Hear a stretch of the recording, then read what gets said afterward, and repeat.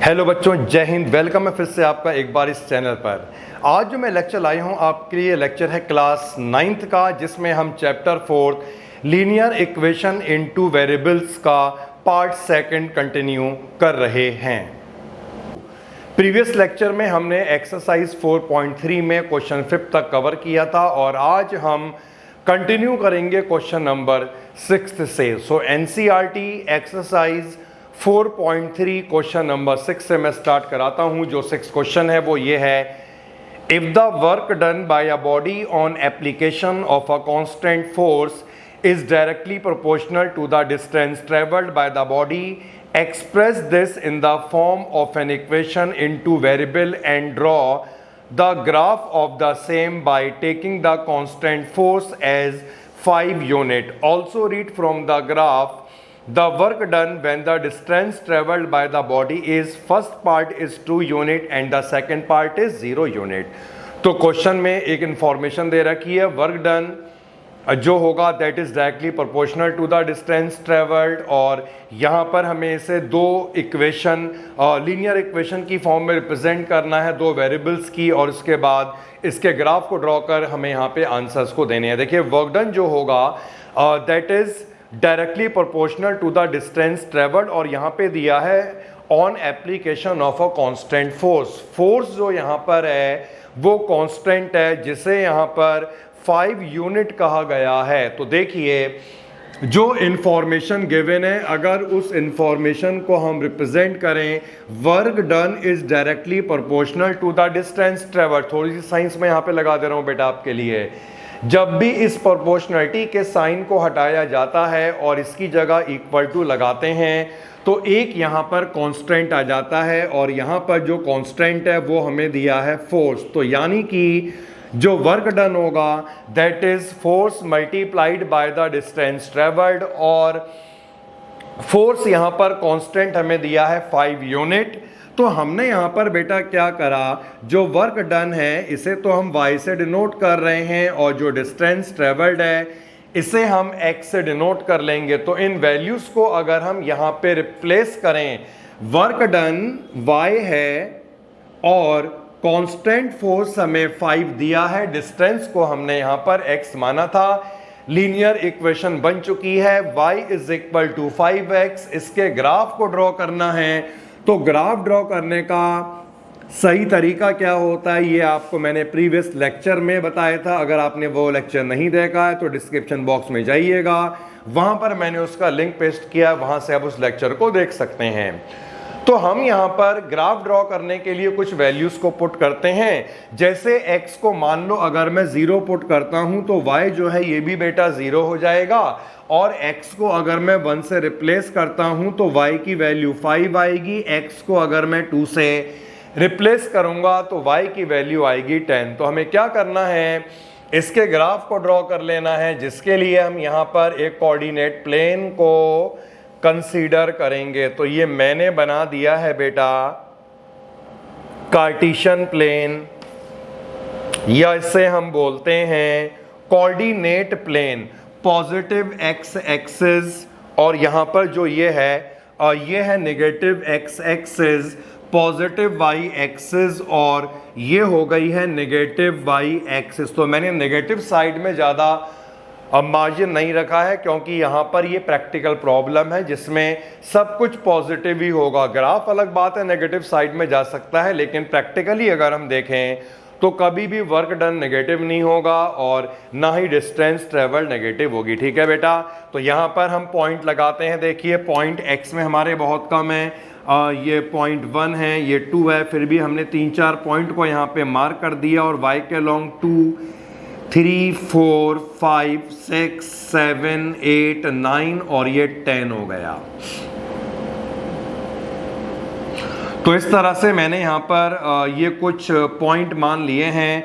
Negative side में भी चलिए हम कुछ पॉइंट्स को यहाँ पर लिख लेते हैं, और अब जब हम ग्राफ को ड्रॉ करेंगे तो वो कैसे ड्रॉ होगा। First point is 0 0, x 0 y 0 यहाँ पे आएगा, ओरिजिन होता है ये, देन x1 और y 5, तो x1 और y 5 पॉइंट यहाँ पे आएगा, देन x2 और y10 ये लगभग यहाँ पे आ जाएगा।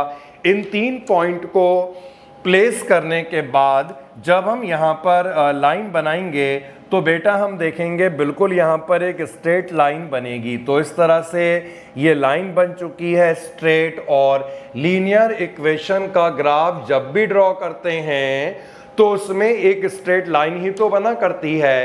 इतना करने के बाद मैंने आपको बताया था यहाँ पर हम लाइन की इक्वेशन को रिप्रेजेंट करेंगे, और जिन पॉइंट को हमने यहाँ पे मार्क करा है इन पॉइंट को भी हम यहाँ पर लिख देते हैं। जैसे ये पॉइंट 1,5 है और ये वाला पॉइंट है 2,10। ग्राफ ड्रॉ कर लिया। अब हमें क्या करना था, हमें यहाँ पर ग्राफ से रीड करना है वर्क डन क्या होगा जब फर्स्ट पार्ट में डिस्टेंस है 2 यूनिट। देखिए डिस्टेंस को हमने यहाँ पर x से डिनोट करा, वर्क डन को y से डिनोट करा। मतलब ये पूछा गया है y क्या होगा जब x हो जाएगा 2। तो जब मैं यहाँ पर x को 2 से रिप्लेस करूंगा तो y जो है वो हमारा 10 आ जाएगा, यानी कि 10 यूनिट्स हम इसमें कह सकते हैं। तो जब यहां से भी बेटा क्लियर है क्योंकि इस पॉइंट को ऑलरेडी हमने इसमें पुट करा था। जब यहां पर डिस्टेंस ट्रेवल 2 होगी then the work done is 10 unit. Okay, now second वाले पार्ट में दिया है डिस्टेंस जब 0 होती बेटा, जब डिस्टेंस 0 होगी तो यहां पर हमने कर रखा y भी 0 हो जाएगा। तो जब यहां पर x की वैल्यू 0 होगी तो 0 को रिप्लेस करने के बाद जो यहां पर वर्क डन आएगा ये भी हो जाएगा 0 यूनिट के इक्वल। तो ये हमने इस क्वेश्चन को कवर करा। नाउ हम 7th क्वेश्चन पे आते हैं और इसे पूरा करेंगे। 7th क्वेश्चन को बेटा रीड करते हैं। Yamini and Fatima, 2 students of class 9th of school, together contribute ₹100 towards the Prime Minister Relief Fund to help the earthquake victims. Write a linear equation which satisfy this data. तो हमें यहाँ पर दोनों friend का जो total contribution होगा वो contribution हमें यहाँ पर दिया है, और हमें यहाँ पर लीनियर इक्वेशन को रिप्रेजेंट करना है 2 वेरिएबल में, और उसके बाद उसके ग्राफ को भी ड्रॉ करना है। तो देखिए बेटा कैसे करना है क्वेश्चन समझिएगा। तो हमने यहाँ पर मान लिया फातिमा का जो कंट्रीब्यूशन होगा ये कंट्रीब्यूशन होगा x रुपीस, और यामिनी का जो कंट्रीब्यूशन है इसे हमने y रुपीस मान लिया है। दोनों का टोटल कंट्रीब्यूशन जो है दैट इज 100 रुपीस। इसका क्या मतलब हुआ, यहां पर जब हम दोनों को ऐड करेंगे तो हमें 100 मिलेगा। y की वैल्यू हम फाइंड करेंगे x की रिस्पेक्ट में, तो ये आ जाएगा 100 माइनस x। और आपको जैसा मालूम है ग्राफ ड्रॉ करने के लिए हम यहां पर कुछ पॉइंट को निकालते हैं, लेकिन एक चीज जो मैं यहां पर क्लियर करना चाहूंगा वो बेटा क्या है, देखिए क्योंकि डेटा जो है वो 100 है और ये काफी बड़ा डेटा है, तो ऐसा नहीं कि आपने यहाँ पर जो वैल्यू अभी तक हम पुट करते आ रहे थे नॉर्मली 0 1 2 3 आपने इसमें वही लगा दी, क्योंकि जब आप मान लो 0 लगाओगे तब तो सही है, 1 लगाओगे 99 आएगा, तो बहुत काफी अंतर हो जाएगा यहाँ पर 1 और वहां पे 99। तो इस कंडीशन में हम यहाँ पर वैल्यूज भी बड़ी बड़ी लगाएंगे जिससे कि हम ग्राफ को या कोऑर्डिनेट प्लेन को जब बनाएं तो हम उसमें एक एप्रोप्रिएट स्केल का यूज कर सकें। तो हमें यहाँ पर बड़ी बड़ी वैल्यू लगानी है, जैसे हम x को 0 तो लगा सकते हैं, ये 100 आएगा। फिर हमने x को यहाँ पर 20 से रिप्लेस करा, ये 80 आ जाएगा। एक वैल्यू मैंने यहाँ पे लगाई है 60, देन y इज 40, और इसके बाद जब x को 50 लगाया जाएगा बेटा तो ये भी 50 आ जाएगा। तो यहाँ पर मैंने 4 पॉइंट निकाल दिए हैं, तो इतने पॉइंट काफ़ी हैं ग्राफ को ड्रॉ करने के लिए। चलिए जल्दी से मैं आपको बताऊं कि इसका ग्राफ कैसे बनेगा। ये फिर से देखिए बन चुका है हमारे सामने कोऑर्डिनेट प्लेन, और इस कोऑर्डिनेट प्लेन को ड्रॉ करने के बाद हम यहाँ पर बेटा क्या कर रहे हैं, जो स्केल यहाँ पर हम यूज करेंगे वो 1 2 3 4 करके नहीं करेंगे, क्योंकि 100 is a very big value. हमें यहाँ पर इस स्केल को यूज करना होगा 10 10 के इंटरवल में, जैसे 10 20 30 40 50 60 70 80 90 एंड फाइनली ये आ चुका है 100, जो ये पॉजिटिव एक्स एक्सिस हो गई। नेगेटिव साइड में मैं ज़्यादा पॉइंट को नहीं बनाने वाला, क्योंकि ये रुपीस का कंट्रीब्यूशन है जो नेगेटिव नहीं होगा। लाइन आगे बन सकती है, वो अलग बात है। तो यहाँ पर भी चलिए पॉइंट को मार्क कर रहे हैं 10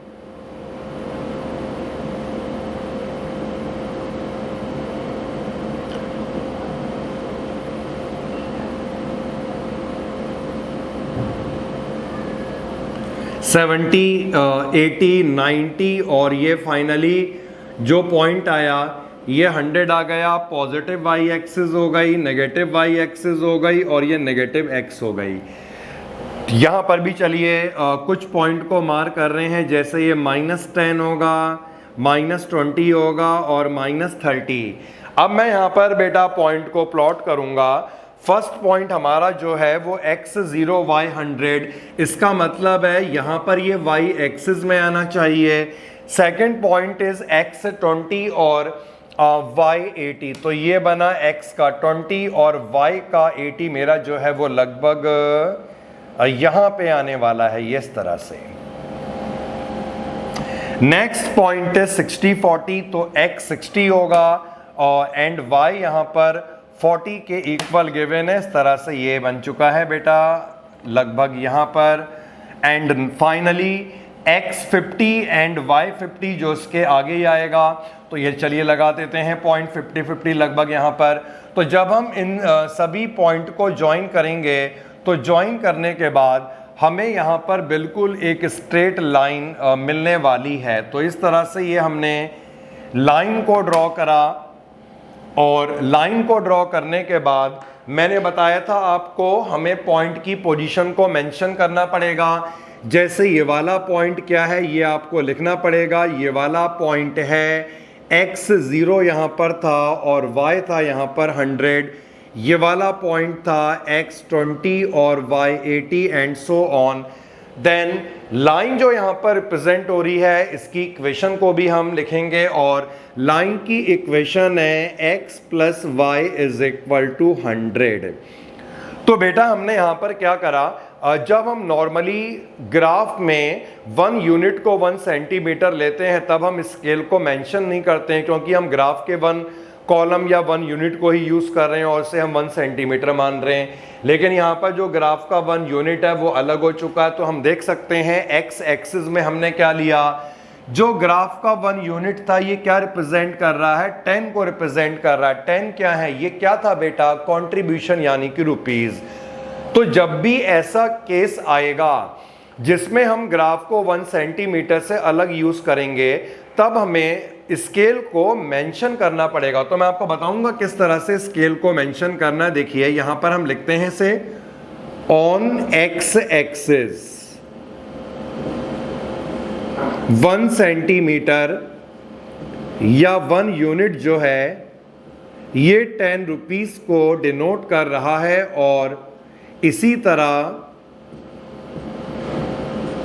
y एक्सिस में जो 1 सेंटीमीटर होगा ये भी 10 रुपीस को डिनोट कर रहा है, क्योंकि यहां पर हमने 10-10 के इंटरवल में से प्लॉट किया था। तो उम्मीद है ये आपको अच्छी तरह क्लियर हो गया होगा। जब भी 1 सेंटीमीटर से अलग हम ग्राफ लेंगे, so we have to represent the scale factor both on the x and both for the x axis and the y axis. Now एक 8th क्वेश्चन हमारे सामने है, इस क्वेश्चन को हम पूरा करेंगे बेटा। तो ये क्वेश्चन इस तरह से है, in countries like USA and Canada temperature is measured in Fahrenheit whereas in countries like India measured in Celsius। तो आपको मालूम ही होगा कनाडा वगैरह यूएसए में जो स्केल यूज़ करा जाता है टेम्परेचर का वो फ़ारेनहाइट होता है, जबकि इंडिया में सेल्सियस का हम यहाँ पर स्केल यूज़ करते हैं टेम्परेचर को मेज़र करने के लिए। तो हमें एक लीनियर इक्वेशन यहाँ पर दे रखी है जो फ़ारेनहाइट और सेल्सियस के कन्वर्जन को डिनोट कर रही है और हमें इसका ग्राफ ड्रॉ करके फिर इतने आंसर को बताना है। तो जो equation we are given is F is equal to 9 upon 5C plus 32। तो बेटा ये इक्वेशन है, ये रिलेशन है फ़ारेनहाइट और सेल्सियस की, यानी सेल्सियस और फ़ारेनहाइट में अगर हमें किसी भी एक को दूसरे में कन्वर्ट करना है तो हम इस इक्वेशन के यूज से कर सकते हैं। अब मैंने बेटा यहाँ पर फर्स्ट वाला पार्ट पढ़ा, वो क्या है देखिए, draw the graph of the linear equation using Celsius for the x and Fahrenheit for the y। तो हमें यहाँ पर फ़ारेनहाइट को y लेना है और सेल्सियस को हमें x लेना है, फिर हमें इसका ग्राफ ड्रॉ करना है। ग्राफ ड्रॉ करने का मेथड देखिए, थोड़ा सा यहाँ पर दिक्कत ये आएगी कि ग्राफ काफ़ी ज़्यादा इसका बड़ा है और कभी कभी यहाँ पर पॉइंट्स जो हैं वो अगर हम x और y निकालेंगे तो ये डेसिमल में भी आ सकते हैं। तो थोड़ा सा ध्यान रखना पड़ेगा कि कोशिश ये करी जाए कि यहाँ पर ये डेसिमल में ना आ पाए। जैसे सबसे पहले बेटा अगर मैं x को 0 पुट करता हूँ तो मुझे y मिलेगा 32। अब मैं यहाँ पर क्या करूँगा, मैं यहाँ पर x को 5 के मल्टीपल में पुट करूँगा जिससे कि 5 यहाँ पर कैंसिल हो जाए और y की मुझे एग्जैक्ट वैल्यू मिले। जैसे मान लो मैंने यहाँ पर x को 5 पुट करा तो ये कैंसिल हो जाएगा, 9 रह जाएगा। 32 प्लस 9 इज 41। इसी तरह एक वैल्यू मैंने x की लगाई है 10। जब यहाँ पर x 10 होगा, 5 से कैंसिल करने के बाद 9 इंटू 2 18 एंड 18 प्लस 32 इज 50। अब यहाँ पर नेगेटिव भी तो आ सकता है यार, कुछ नेगेटिव पॉइंट को भी चलो पुट कर लो। जैसे मान लो मैं यहाँ पर अगर -20 पुट करता हूँ तो ये मैंने -20 लगाया, 5 से कैंसिल होगा 24 टाइम, इसका मतलब है कितना आ जाएगा, -4 आ जाएगा। -4 इंटू 9 -36, -36 एंड 32 जो होगा दैट इज -4। कुछ पॉइंट बेटा और पुट कर लेते हैं। चलिए यहाँ पर मैंने एक बड़ी सी वैल्यू पुट करके देखी, -50 को। जब -50 को मैंने यहाँ पर पुट करा तो ये आएगा -10, तो -10 इंटू 9 ये हो जाएगा -90 और +32। जब हम इसे सॉल्व करेंगे तो सॉल्व करने के बाद ये आएगा -58। ओके बेटा,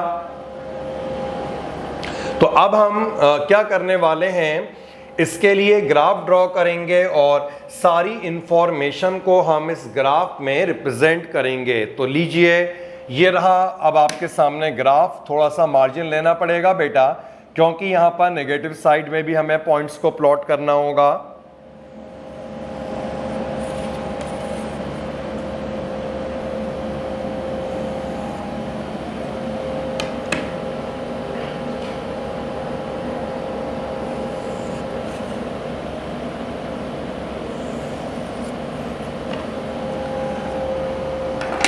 नाउ पॉजिटिव एक्स एक्सिस के अलोंग इसमें भी बेटा जो है हम 10-10 के डिफरेंस लेकर के चलेंगे।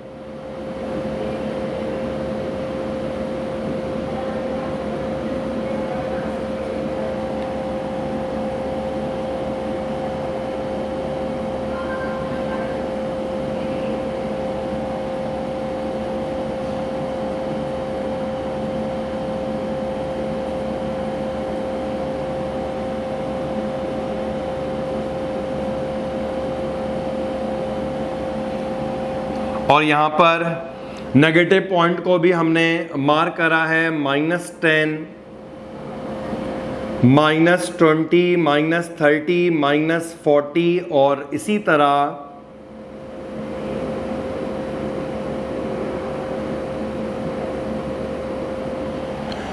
अब देखिए वैल्यूज को जब मैं यहाँ पर पुट करूँगा x0 y32, तो ये यहाँ पर थोड़ा सा आगे पीछे हो सकता है क्योंकि प्रॉपर स्केल नहीं है ये। ग्राफ में जब आप बनाएंगे तो आप आराम से कॉलम को रीड कर सकते हैं। तो x0 और y32 लगभग यहाँ पर आएगा ये। देन x5 एंड y41, तो x5 बेटा यहाँ पे हुआ और 41 ये आगे बढ़ जाते हैं, इसके थोड़ा सा ये आगे आएगा। देन x -20 ये हुआ और y4 थोड़ा सा इसके आगे बढ़ गए, ये पॉइंट हुआ। x -50, तो ये हमने -15 लगाया था। एंड y जो आएगा -58, तो -58 इसको भी थोड़ा सा बेटा आगे बढ़ाना पड़ेगा। ये यहाँ पर -50 और ये -68, तो -50 ये हुआ और -58 लगभग ये मैंने एक अंदाज से बेटा लगा दिया है इस तरह से। तो जब मैं इन सभी पॉइंट को यहाँ पर वैसे लगभग सही आ रही है लाइन, जब इन सभी पॉइंट को मैं यहाँ पर ज्वाइन करूँगा तो ज्वाइन करने के बाद एक मेरे पास स्ट्रेट लाइन बनेगी और जब आप ग्राफ में बनाएंगे तो काफ़ी एग्जैक्ट आपको मिलेगा। तो जैसा कि मैंने आपको बताया था बेटा, बनाने के बाद यहां पर हम पॉइंट की पोजीशन को मार्क कर लेंगे और लाइन की इक्वेशन को भी हम यहां पर लिख देंगे। लाइन की इक्वेशन यहां पर है y is equal to 9x upon 5 + 32। अब इसके बाद देखिए हमें कुछ क्वेश्चनों के आंसर देने हैं और जैसा कि सेकंड वाला पार्ट है और सेकंड वाले पार्ट में हमसे क्या पूछा जाता है, if the temperature is 30 degree Celsius. Celsius को हमने यहाँ पर x से डिनोट करा। कहने का मतलब ये है जब x 30 डिग्री हो जाएगा या 30 हो जाएगा तो फ़ारेनहाइट में टेम्परेचर क्या होगा, यानी जब x 30 होगा तो y की वैल्यू क्या आएगी। देखिए ये हमें ग्राफ से रीड करना है। जब आप ग्राफ पेपर में इसके ग्राफ को ड्रॉ कर लेंगे तो आप देखेंगे यहाँ पर x 30 हो गया, तो आपको एक डॉटेड लाइन यहाँ पर बेटा ऐसे बनानी होगी। इसे थोड़ा सा आगे भी बढ़ाना पड़ेगा। तो आपको बेटा क्या करना होगा, ग्राफ से रीड करने पर आपको क्या करना होगा, यहाँ पर x 30 है तो आप इस तरह से एक डॉटेड लाइन बनाइएगा और ये लाइन यहाँ पर जिस भी पॉइंट पे कट करेगी, इस पॉइंट से हम आगे एक लाइन बनाएंगे जो y को कट करेगी और कट करने के बाद जो भी ये पॉइंट आएगा इस पॉइंट को हमें रीड कर लेना है, ठीक है। क्योंकि ग्राफ मेरा इतना एग्जैक्ट नहीं है क्योंकि मेरे पास यहाँ पे मार्जिन की दिक्कत थी, प्रॉपर ग्राफ नहीं है, ये एक वाइट बोर्ड है, तो इसीलिए आप जब बनाएंगे क्लियर आएगा। मैं आपको यहाँ पे करके बता देता हूँ, इसे हम रीड ग्राफ से ही करेंगे लेकिन मेरे पास ये ऑप्शन नहीं है बेटा, तो मैं यहाँ पर आपको बता दूंगा। तो x 30 का ये मतलब हुआ अगर x 30 हो जाएगा तो y कितना होगा, हमने यहाँ पर x को अगर 30 पुट कर लिया, 5 से 30 डिवाइड होगा 6 टाइम्स, 6 × 9 हो जाएगा 54 एंड 54 + 32 इज 86। तो यहाँ पर हमें जो y होगा वो 86 मिलेगा। रीड हमें ग्राफ से ही करना और मेरा लगभग देखिएगा लगभग ये सही आ रहा है यहाँ पर। नाउ जो थर्ड वाला पार्ट है, टेम्परेचर इज 95 डिग्री फ़ारेनहाइट, मतलब फ़ारेनहाइट को हमने यहाँ पर y से डिनोट करा, तो जब y 95 हो जाएगा इस कंडीशन में सेल्सियस में, यानी x क्या होगा। तो देखिए ये 80 है और लगभग ये 90 मेरा बैठेगा और 95 लगभग यहाँ पर मैं कह सकता हूँ आएगा। तो हमें बेटा क्या करना है, यहाँ से एक डॉटेड लाइन बनानी है और फिर से हमें यहाँ पर नीचे एक डॉटेड लाइन बना देनी है जो x को यहाँ पर आकर कट करेगी और जिस भी पॉइंट पे कट करेगी वही आपको यहाँ पे लिख देना है। तो मेरे पास ऑप्शन नहीं है तो मैं क्या करूँगा, y 95 है, यहाँ पर अगर हम y को 95 लगाएं मतलब इसकी जगह आपको 95 लिखना है। सॉल्व करके आपको x निकालना है। जब आप x निकालेंगे तो आप देखेंगे यहाँ पर x आ रहा होगा 35, जो ग्राफ में भी मेरा लगभग सही आ रहा है। तो यहाँ पर x आ जाएगा बेटा 35। नेक्स्ट पार्ट जो है, if the temperature is 0 degree Celsius, यहाँ पे करते हैं। अगर टेम्परेचर 0 होगा, कहने का मतलब है जब x 0 होगा, what is the temperature in Fahrenheit, मतलब y की वैल्यू तब क्या होगी। और एक पार्ट और है इसमें, टेम्परेचर जब 0 हो जाएगा, मतलब जब y 0 हो जाएगा, तब x क्या होगा। देखिए जब x 0 है तो यहां पर पुट करने के बाद y हमें 32 मिलेगा, और इस पॉइंट को हमने यहाँ पे प्लॉट भी तो किया था। ये पॉइंट क्या है, 0,32। अब इसके बाद ये पूछा जाता है जब y 0 है तो x क्या होगा।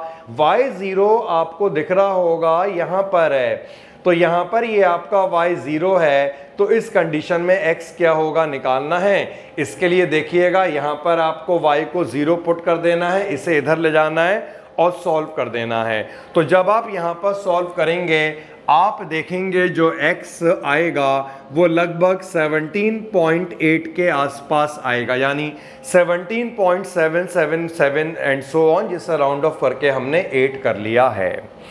ठीक है बेटा, तो थोड़ा सा मेरा यहाँ पर ये इतना एग्जैक्ट नहीं बैठ रहा है।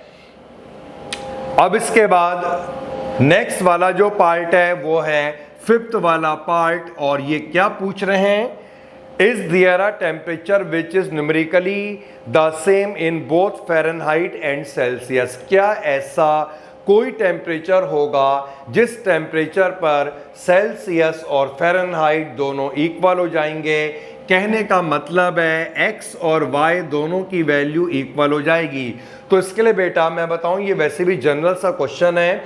-40 डिग्री पे x और y दोनों इक्वल हो जाते हैं, यानी जब हम यहाँ पर, मैं आपको दिखाता भी हूँ, जब हम यहाँ पर x को -40 पुट करेंगे तो ये 5 से 8 टाइम कैंसिल होगा, और 8 इंटू 9 हो जाएगा 72 माइनस का -72 प्लस 32 माइनस 40। ठीक है बेटा, तो ये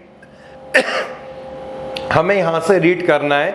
और अगर आप कहें रीड करने में नहीं आ रहा कैसे निकालेंगे, तो इसका भी तरीका है। x और y दोनों इक्वल होंगे, तो हमने क्या करा, इस इक्वेशन में हमें क्या करना है, y को x से रिप्लेस कर देना है, और रिप्लेस करने के बाद सिंपली हमें इसे सॉल्व कर लेना है। तो बेटा थोड़ा सा मैं यहाँ पे करके बताऊंगा आपको। ये इस वाली टर्म को हम यहाँ पर लाए तो ये आएगा x माइनस 9x अपॉन 5 32, और जब हमने एलसीएम लिया तो एलसीएम लेने के बाद -4x अपॉन 5 32 आएगा।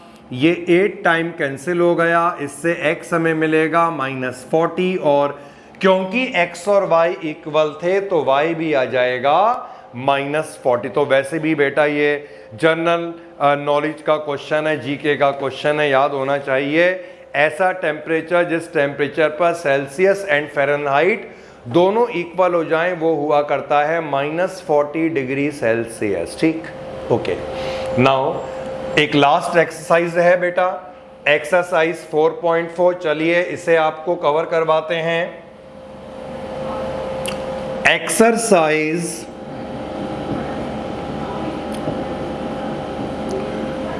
फर्स्ट क्वेश्चन हमने पढ़ा, give the geometrical representation of y is equal to 3 as an equation.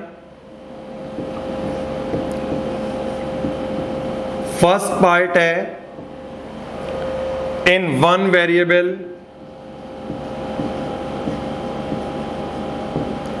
and second part जो है वो है in two variable।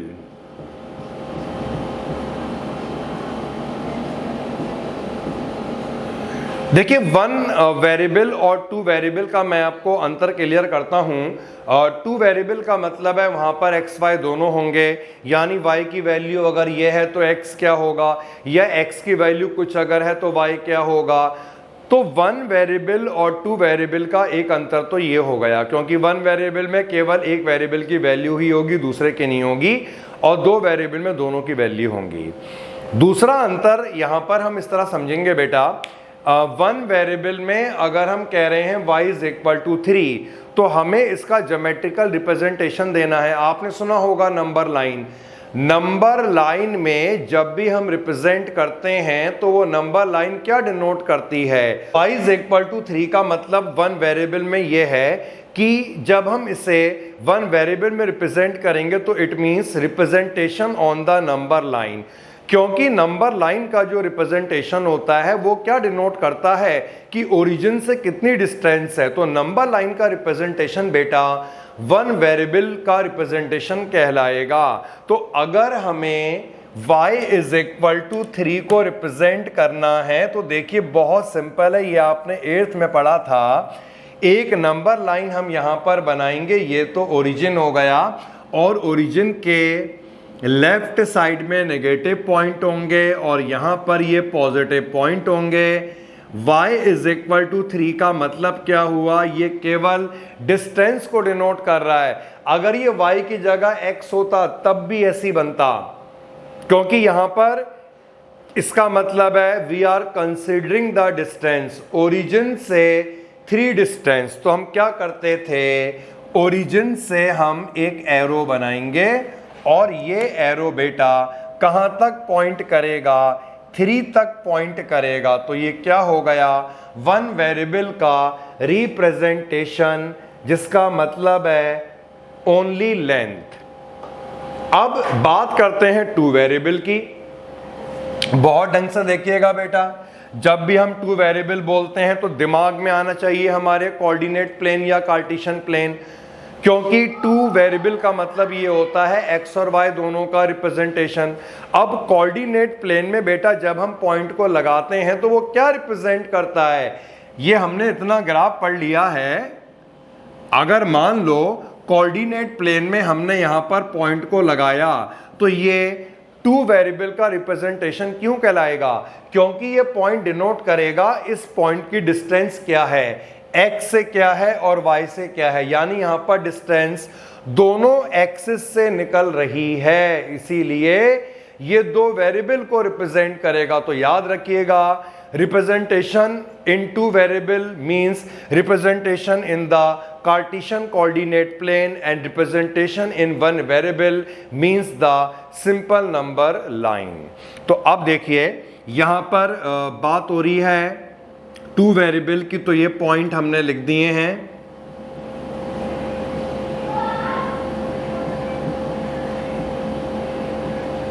अब हमसे कहा जाता है यहां पर y इज इक्वल टू 3।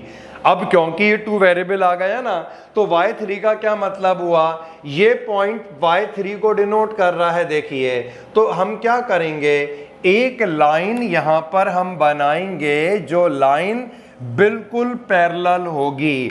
अब ये लाइन पैरेलल क्यों बनी बेटा, इसका भी रीजन सुनो।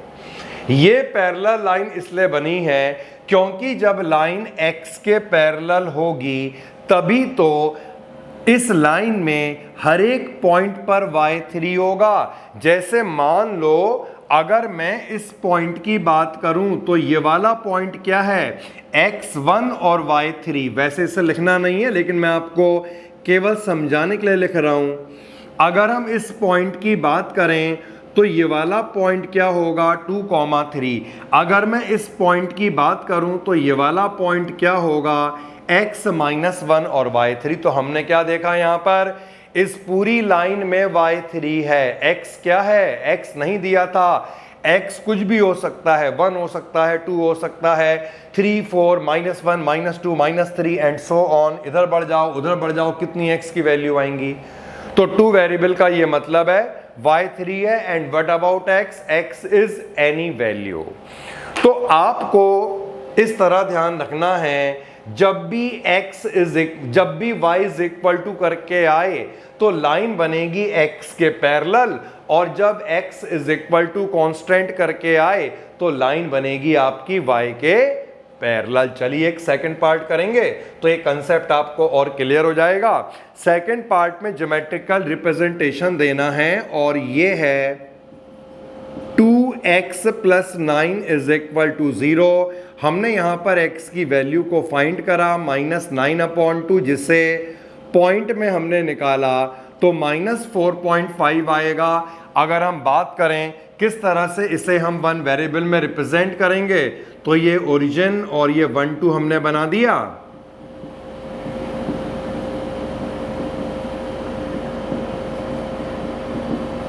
अब -4.5 का क्या मतलब है, ओरिजिन से हम यहां पर एक एरो बनाएंगे और ये माइनस है, ये -5 है, इनके बीच में यहां पर -4.5 आएगा। तो यहां पर बेटा जो एरो बनेगा, ये एरो डिनोट कर रहा है ओरिजिन से डिस्टेंस, ओरिजिन के लेफ्ट में डिस्टेंस, इसलिए नेगेटिव। अब इसी को अगर हमें 2 वेरिएबल में बनाना है तो देखते हैं कैसे हम इसे 2 वेरिएबल में बनाएंगे।